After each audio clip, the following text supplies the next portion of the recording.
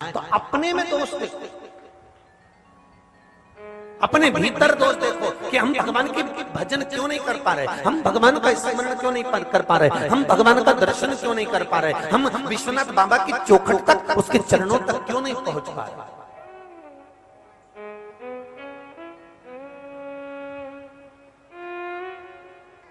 आखिर क्या कमी है हमारे भीतर, कौन सी ऐसी कमी रह गई कि हमें भगवान क्यों नहीं मिल पाता। तुम्हें नींद आ रही है बहुत तेज और बच्चे गदर कर रहे हैं, बच्चे चिल्ला चोट कर रहे हैं, बच्चे सोने नहीं देते, तो तुम क्या करोगे? बच्चों को डांटोगे कि नहीं डांटोगे? अरे बोलो तो जम के बोलो जरा, डांटोगे ना? तुम्हें नींद तेज आ रही है, बहुत तेज नींद आ रही है और बच्चे गदर कर रहे हैं, तो तुम बच्चों को डांट दोगे और बच्चों को डांट दिया और बच्चे चुप ही हो जाएंगे। और तुमको बहुत तेज नींद आ रही है, बहुत तेज नींद आ रही है और मक्खी तुम्हें परेशान कर रही है, अब क्या करोगे?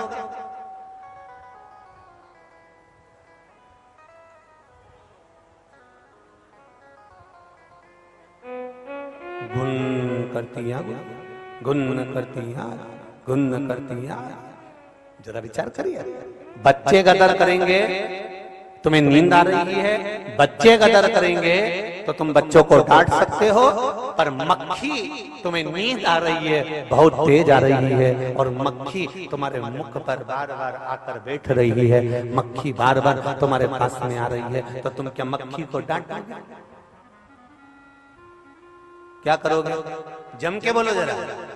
मक्खी बार बार आ रही है तो तुम मक्खी को नहीं डांटोगे, जो चद्दर पड़ी हुई है, जो रजाई पड़ी हुई है, जो कम्बल पड़ा हुआ है, अपने मुख पर डालोगे और सो जाओगे। उसी तरह जब हम सत्संग करने बैठते हैं, भजन करने बैठते हैं, कई लोग कहते हैं हमारा मन थोड़ी देर लगता है फिर नहीं लगता, अर्थात बच्चों को तो तुमने डांट लिया पर मक्खी को नहीं डांट पा रहे हो। इसलिए निवेदन है, जब तुम्हारा मन ना लगे, जब तुम्हारा चित्त ना लगे, भगवान की भक्ति की ओर मन ना लगे, उस समय पर शिव महापुराण का कम्बल ओढ़ना और थोड़ी देर आराम कर देखना, आपको आनंद की अनुभूति हो जाएगी। जब भटको मार्ग से, कहीं इधर उधर विचलित हो रहे हो, कहीं मार्ग से भटक रहे हो, उस समय पर शिव तत्व को जानने के लिए शिव महापुराण की कथा को श्रवण करना ही पड़ेगा, भगवान शंकर की कथा को सुनना ही पड़ेगा, ये निश्चित था।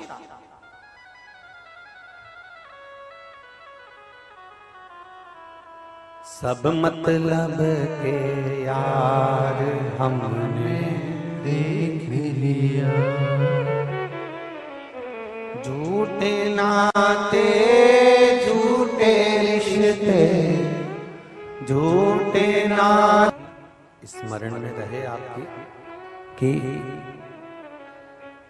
भीष्म पितामह ने द्रौपदी का चीर खींचते हुए देखा था, तो 56 दिन तक उनको बाणों की सैया पर पड़े रहना पड़ा था। दृष्टि सही होना चाहिए, दृष्टि सही।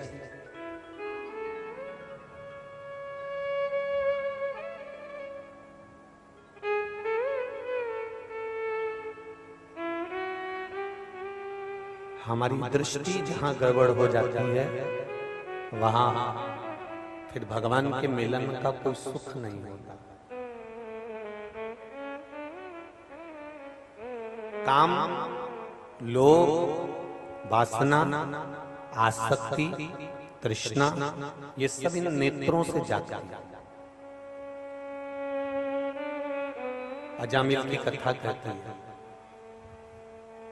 पूरा जीवन उसने भगवान के भजन में निकाल दिया। अजामिल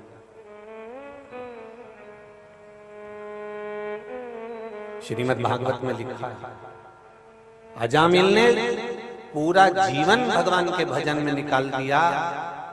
एक गड़बड़ी हो गई कि एक वैश्या के घर के सामने से निकल गया और वैश्या की सुंदरता पे लोभित हो गया। अब जरा विचार करिए, जिसने पूरी जिंदगी भजन किया, जिसने पूरा जीवन स्मरण किया, जिसने पूरा जीवन भगवत भजन में लगा दिया, जिसने पूरी जिंदगी बचपन भजन में गया, उसका पूरा बचपन भगवान की भक्ति में चले गया, केवल जवानी की दहलीज पर चरण रखा था, युवान अवस्था में पांव रखा था और सत्संग में डूबा हुआ था, भजन में डूबा हुआ था, तप साधना में डूबा हुआ था, दृष्टि वैश्या के दरवाजे से निकल कर जाता था, रोज निकल कर जाता था, अलग रास्ते से जाता था, आज रास्ता चेंज कर दिया और रास्ता बदला, और वहां रास्ता बदलने के बाद एक वैश्या के द्वार पर, वैश्या के दरवाजे के सामने देखा क्यों भीड़ हो रही है, क्या कारण है,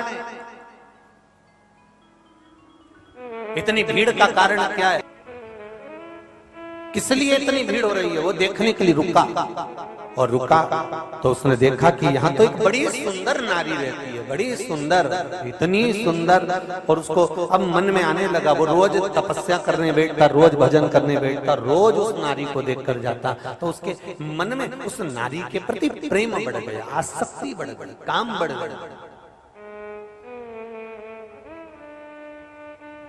केवल श्रीमद् भागवत कथा के अजामिल ही एक ऐसे नहीं थे जिनके भीतर देखकर रुचि बढ़ी। श्रीमद् भागवत में एक पात्र और है, श्री ध्रुव जी महाराज।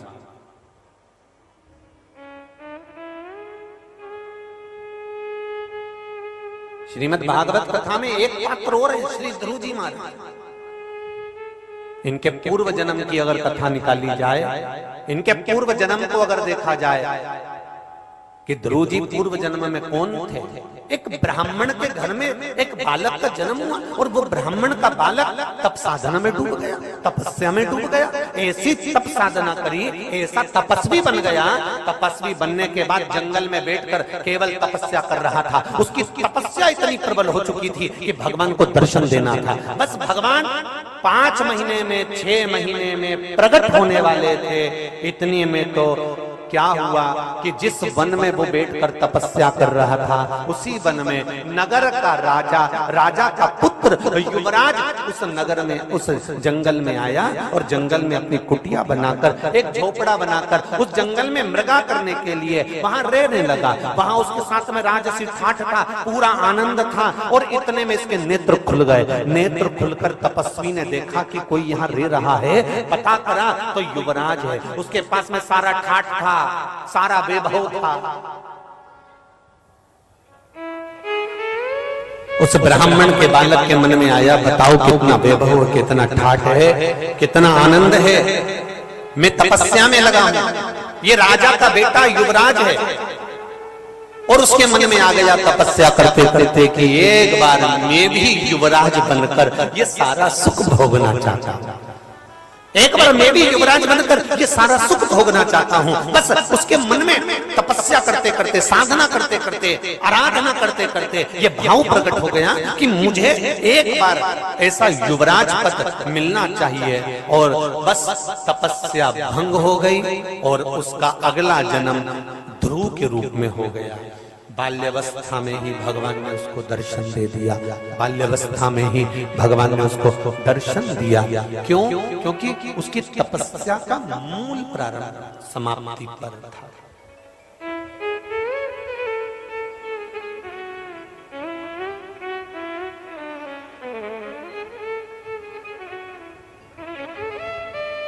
विचार करिएगा, स्मरण करिएगा। भक्ति का मूल, भक्ति का सुख। पीछे की आवाज बढ़ाइए, पीछे की आवाज बढ़ाइए। भक्ति का मूल, भक्ति का सुख।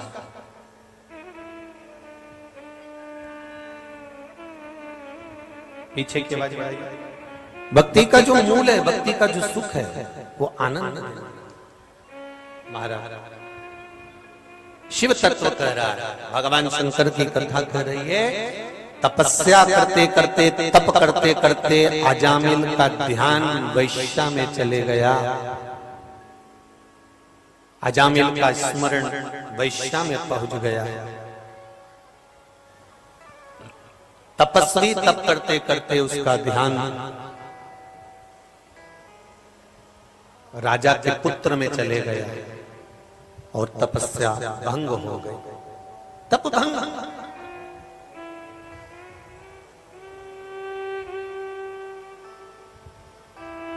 जरा भी